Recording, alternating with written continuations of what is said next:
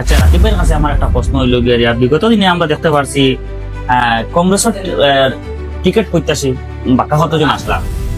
আজকে আমরা দেখতে পারি আর যে এর আগে তারা কিন্তু কয়েকজনের প্রতিশ্রুতি দিছিল যে আমরা যদি কংগ্রেস দল থেকে টিকিট না পাই, যে পাইব তার লগে আমরা তার সৈনিক হইয়া কাজ করে যাইব, তার সঙ্গে থাকবো। আমরা এখন দেখতে পারি আমরা বেশিরভাগ কিন্তু কংগ্রেস দলও নাই, বিভিন্ন দল গিয়া তারা কাজ করে।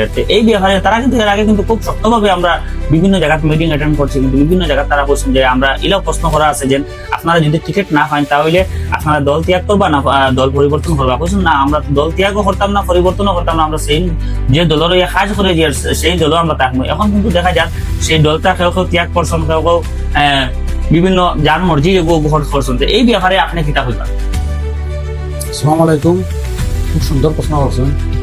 দেখুন, আপনারা আমি একটা জিনিস করব, একটা সমষ্টির যে কোনো দল হোক, মানে কয়টা টিকিট দেয়? টিকিট তো একটাও থাকবো, নিশ্চয়ই টিকিট একটা দেয়।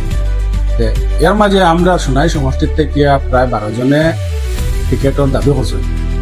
এতে গিয়া দেখা গেছে লাস্টে একজনকে দেওয়া হয়েছে, যেজনের নাম হইল আলহাজ আমিনুল হক লস্কর সাহেব।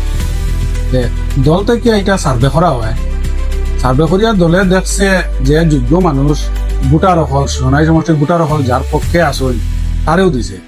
আর বাকি যারা আগে কইছেন যে আমরা টিকিট পাইলে নাও যারা দেওয়া হইব আমরা একলগে কাজ করবো, এখন তারা কংগ্রেসের কাজ না করিয়া অন্য নির্দল প্রার্থী বা অন্য দলের প্রার্থীর লগে কাজ করডা বা সেও চাইলে নইয়া বুয়াত আসুন।